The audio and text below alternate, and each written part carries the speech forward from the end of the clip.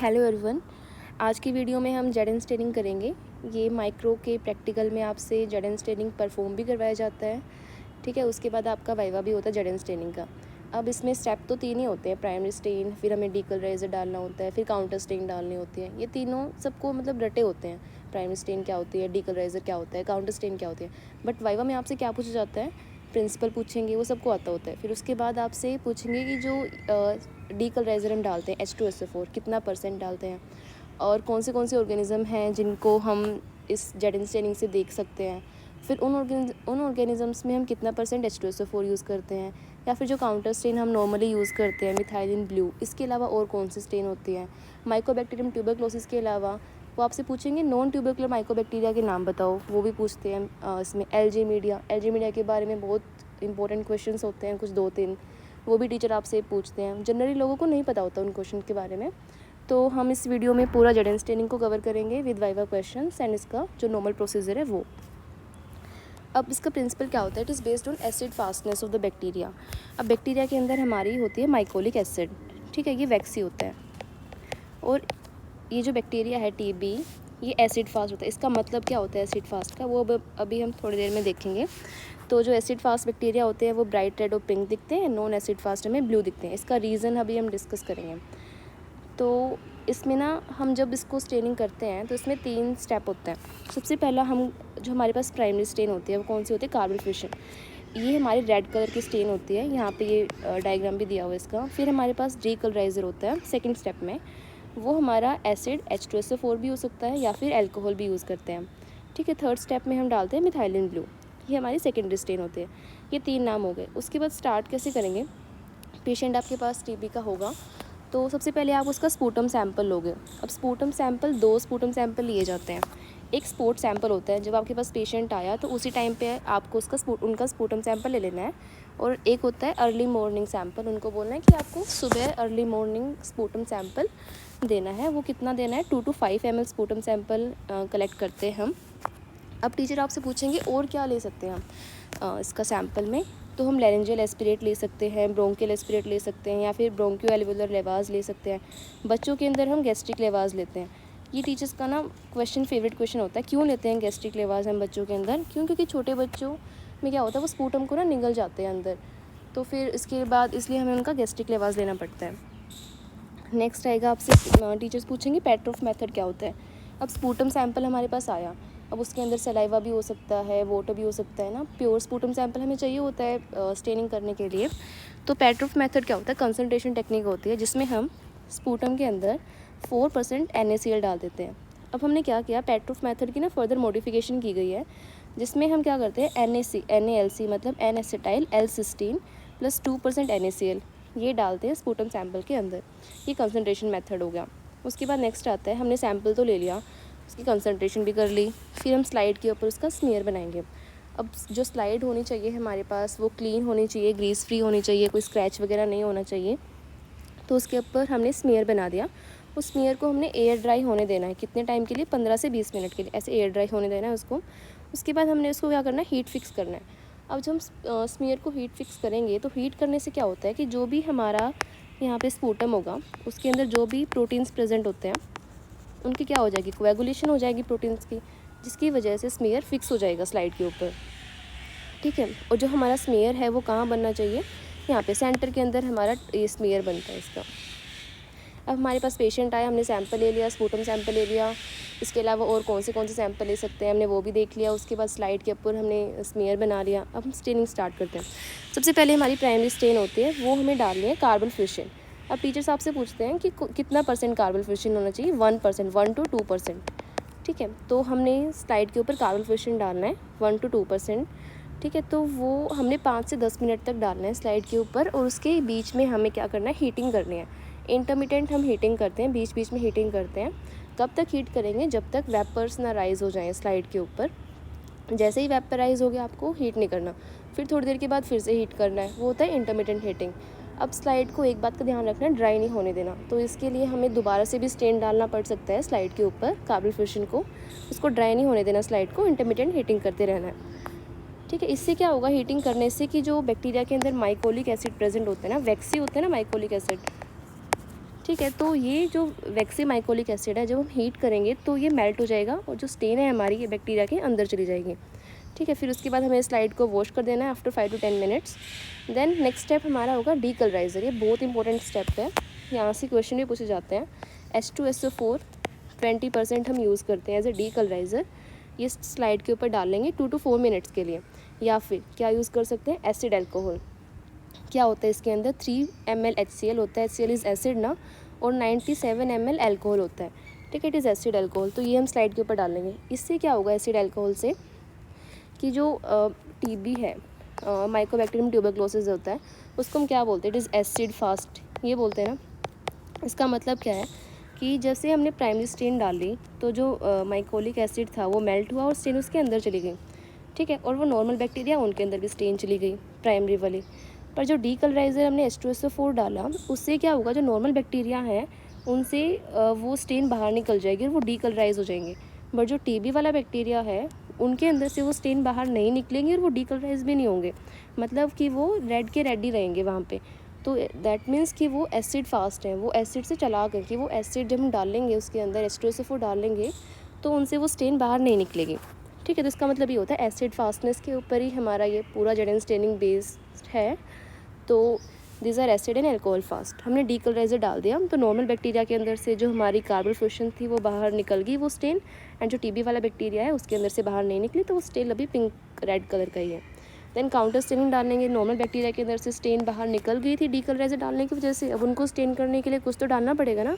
तो हम क्या करते हैं, मिथाइलिन ब्लू डालते हैं 0.1% फॉर 30 सेकेंड्स, या फिर हम डाल सकते हैं मेलाचाइट ग्रीन, ये ग्रीन कलर के कर देंगे उनको। और नॉर्मली हम मिथाइलिन ब्लू भी यूज़ करते हैं। अब टीचर आपसे पूछते हैं कि मिथाइलिन ब्लू के अलावा कौन से स्टेन डाल सकते हैं, दैट इज़ मेलाचाइट ग्रीन। उसके बाद हम स्लाइड को वॉश कर देंगे। ठीक है, देन उसको ड्राई करेंगे, उसके अंदर फिर हम ऑयल इमर्जन यानी कि 100x पे उसको देखेंगे तो हमें फोकस करके वहाँ पे TB के बैक्टीरिया दिखेंगे रेड कलर के। तो सबसे पहले हमने कार्बन फ्यूशन डाला, ये TB के बैक्टीरिया, ये नॉर्मल बैक्टीरिया है, इन दोनों के अंदर चला गया स्टेन। इंटरमीडिएट हीटिंग करने के बाद हमने हीट किया, स्टेन अंदर चला गया। डीकलराइज़र डाला, नॉर्मल बैक्टीरिया के अंदर से स्टेन बाहर निकल गई, TB वाले के अंदर से स्टेन बाहर नहीं निकलेगी। क्यों?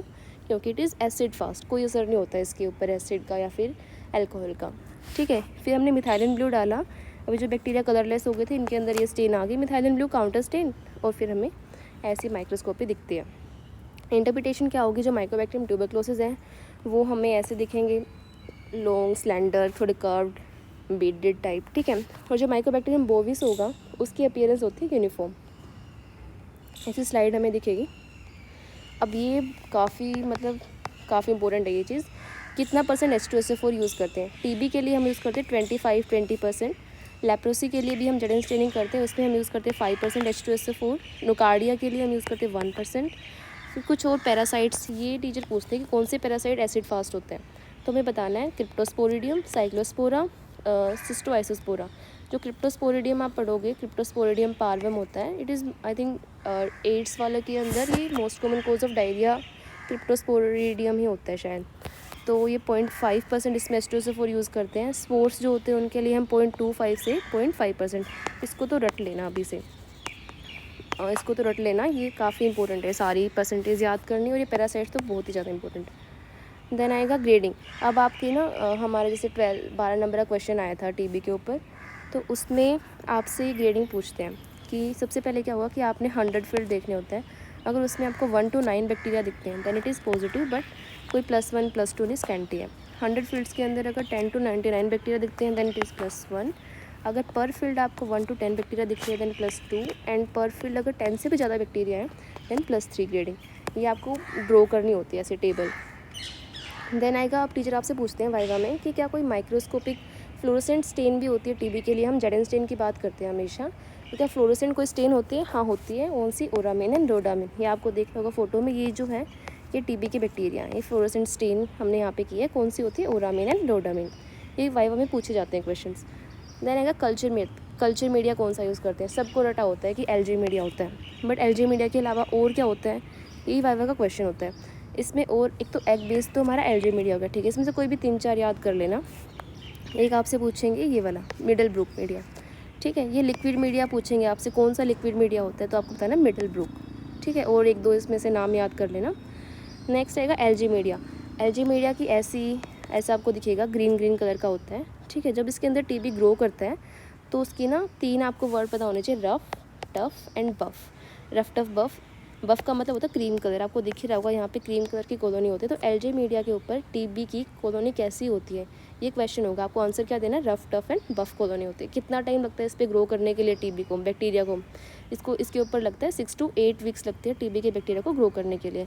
इसकी कॉम्पोजिशन क्या होती है पूछेंगे आपसे। इसमें होता है एक एग, ठीक है, मिनरल सोल्ट सॉल्यूशन, एस्पाराजिन, तभी तो ये ग्रीन कलर का है ना, एस्पाराजिन की वजह से, मतलब एस्पाराजिन एंड मेलाचेट ग्रीन की वजह से, ठीक है। अब इसको पूछेंगे, इसको ये सोलिडिफाई करने के लिए कैसे सोलिडिफाई हुआ, क्या इसमें हम अगार यूज़ करते हैं सोलिडिफाई करने के लिए?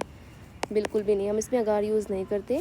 एलजी मीडिया, इसको ध्यान से सुनना, एलजे और एलएसएस ये 2 मीडिया होते हैं जिनको स्टरलाइज करने के लिए हम इंस्पिसेशन करते हैं, ठीक है। इसमें जब इसको हम हीट करते हैं इन मीडिया को, तो हीट करने की वजह से एग के अंदर जो भी हमारे प्रोटीन होते हैं उनका कोएगुलेशन हो जाता है, ठीक है। कोएगुलेशन होने की वजह से ये मीडिया सोलिडिफाई होता है।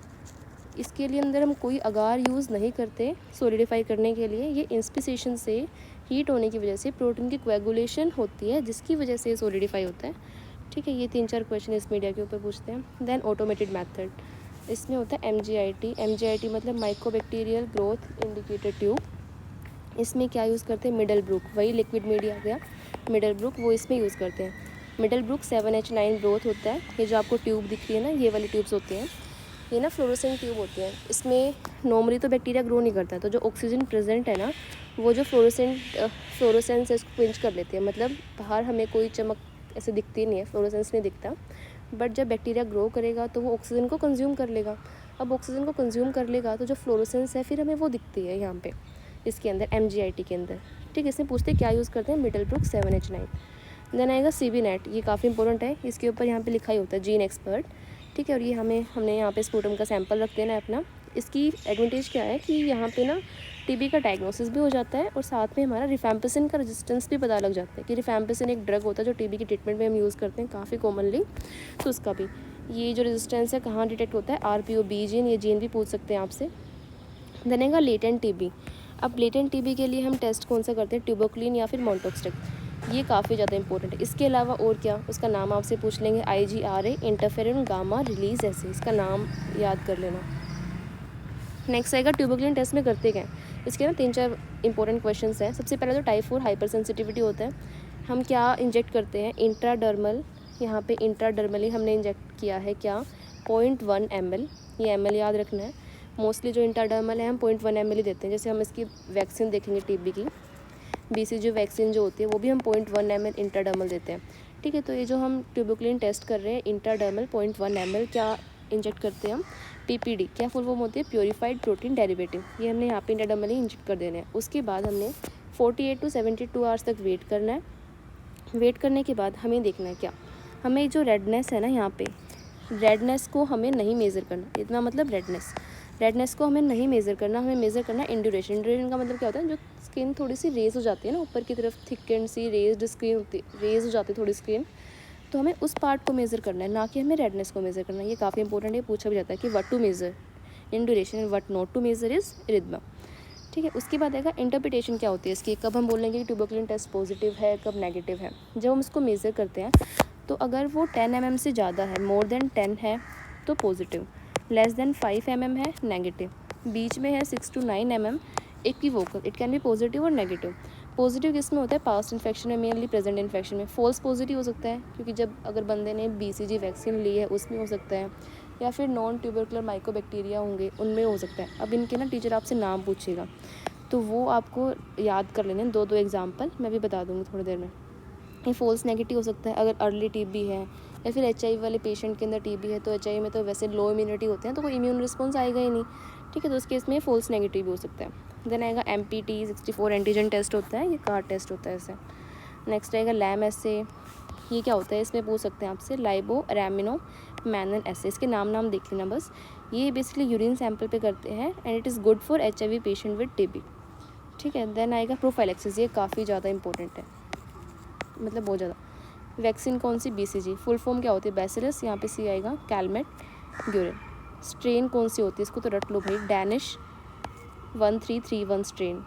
अब कहाँ पे इसकी लैब है, सेंट्रल BCG लैब चेन्नई के अंदर है। डोज़ कहाँ पे, इंट्राडर्मल इंजेक्शन देते हैं हम यहाँ पे, ठीक है। 0.1 ml मैंने बताया था, इंट्राडर्मल मोस्टली 0.1 ml होते हैं। साइट कहाँ पे, यहाँ पे डेल्टोइड का इंसर्शन होता है ना, तो उस वाली साइड पे हम देते हैं इसको।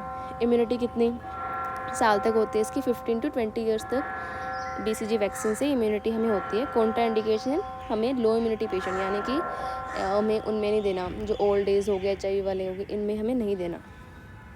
अब ये आ गया नॉन ट्यूबरकुलर माइकोबैक्टीरिया, जो टीचर्स पूछते हैं। इसमें सबसे पहले आएगा कि इनका कोई ह्यूमन टू ह्यूमन ट्रांसमिशन नहीं होता। जैसे नॉर्मली TB का ट्रांसमिशन होता है ना, ह्यूमन टू ह्यूमन, स्पूटम या फिर एयर ड्रॉपलेट से, इसका नहीं होता। ये सोयल या फिर वाटर के अंदर प्रेजेंट होते हैं। These are acid fast but not alcohol fast. TB जो होता है, माइकोबैक्टीरियम ट्यूबरक्लोसिस, वो एसिड एंड एल्कोहल, ठीक है, दोनों फास्ट होता है। बट ये it is acid fast but alcohol fast नहीं होता। इसकी क्लासिफिकेशन जो मैं आपको बता रही थी, वेरिएंस क्लासिफिकेशन होती है। इसमें से आपको ना बस 2 एग्जांपल याद कर लेने हैं। आप इतना ही बताओगे ना, फोटोक्रोमोजन स्कोटो, तो टीचर को पता लग जाएगा कि हाँ आपको आता है। तो सबसे पहले आएगा फोटोक्रोमोजन। क्या होते हैं कि जो बैक्टीरिया लाइट में पिगमेंट प्रोड्यूस करते हैं, वो होते हैं फोटोक्रोमोजन। इसमें से 2 याद कर लेना, एक मैरिनम, एक होता है माइकोबैक्टीरियम एशियाटिकम, ठीक है। ये 2 यहाँ से याद कर लेना। सेकंड आएगा हमारा जो डार्क में पिगमेंट, स्कोटोक्रोमोजन का मतलब होता है कि जो डार्क में पिगमेंट प्रोड्यूस करते हैं और लाइट में भी करते हैं। इसमें से माइकोबैक्टीरियम शुल्गई एंड गोर्डनी, ये 2 याद कर लेना।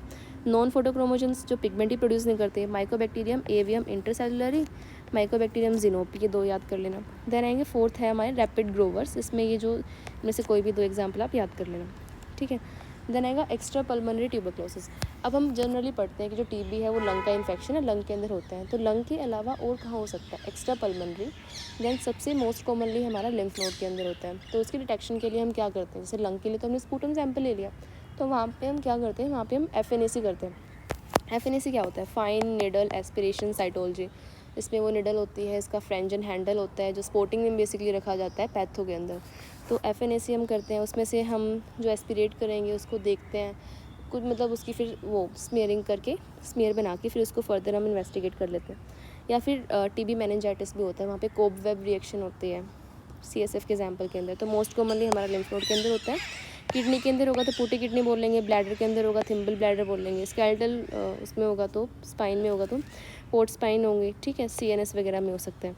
देन ये फोकस, ये काफ़ी ज़्यादा इंपॉर्टेंट है। सबसे पहला आता है गोन फोकस। ये वाइवा में आपसे पूछे ही जाते हैं। गोन फोकस का मतलब क्या होता है कि सपोज ये हमारे लंग है, इन्वॉल्वमेंट ऑफ लंग ओनली, मतलब जो TB है वो बस लंग के अंदर ही है। प्राइमरी TB एक होता है, प्राइमरी एक होता है, सेकेंडरी एक होता है अपना मिलियरी TB, ठीक है। प्राइमरी TB हमारा बेसिकली कहाँ, इसकी मोस्ट कॉमन लोकेशन होती है upper part of the lower lobe. ये जो लोअर लोब है इसका ऊपर वाला पार्ट, और lower part of the upper lobe. तो मतलब यहाँ पे upper part of lower lobe, lower part of upper lobe, ये हो गया प्राइमरी के अंदर। सेकेंडरी हमारा बेसिकली अपेक्स के ऊपर होता है, मिलियरी हमारा बाकी जगह पे स्प्रेड कर जाता है।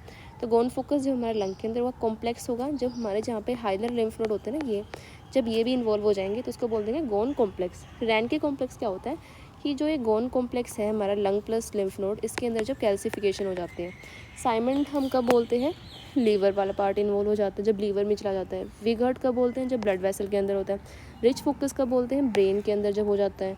इनकी टर्म दी हुई है। साइमन फोकस कब बोलते हैं, जब लंग के बिल्कुल एपेक्स पे होता है, ठीक है। पोल फोकस का बोलते हैं सुप्रा, ये जो क्लैविकल होता है ना, ये लंग के ऐसे ऊपर से ऐसे क्लैविकल जाता है, तो इसके ऊपर होगा तो पोल फोकस सुप्रा क्लैविकुलर, नीचे होगा तो एस्पेन फोकस इंफ्रा क्लैविकुलर।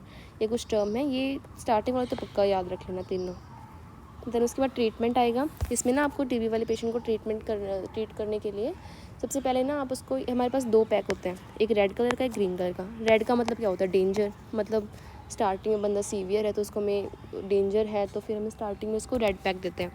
तो इसके अंदर हमारे ये स्टार्टिंग के 2 महीने देते हैं, फिर अगले 4 महीने हम देते हैं ग्रीन वाला। अब रेड वाले में क्या होता है, इसमें 4 दवाइयाँ होती हैं। कौन सी HRZD रेजिमेन बोलते हैं, आइसोनियाजिड, रिफैम्पिसिन, पायराजिनामाइड और इथैम्बिटोल। सेकंड ग्रीन वाले के अंदर हमारी होती हैं 3 HRE, जेड नहीं होता इसके अंदर। ये 4 महीने के लिए और ये 2 मंथ्स के लिए। ये हमारा होगा इंटेंसिव फेज़ स्टार्टिंग वाला, फिर होगा कंटिन्यूएशन फेज़। ये फर्स्ट लाइन ड्रग होगी। बट कुछ पेशेंट्स होते हैं जिसमें इनका रेजिस्टेंस होता है, जैसे MDR थ्योरी में ही पूछ लेते हैं आपसे। TB के ऊपर ना 12 नंबर का क्वेश्चन आ जाता है थ्योरी के अंदर में। तो इसका मतलब होता है multi drug resistant TB। M का मतलब मल्टी ड्रग रेजिस्टेंट, तो इसके नाम से पता लग रहा है कि मल्टी मतलब काफ़ी ड्रग से रेजिस्टेंट होगा, बट ऐसा नहीं होता।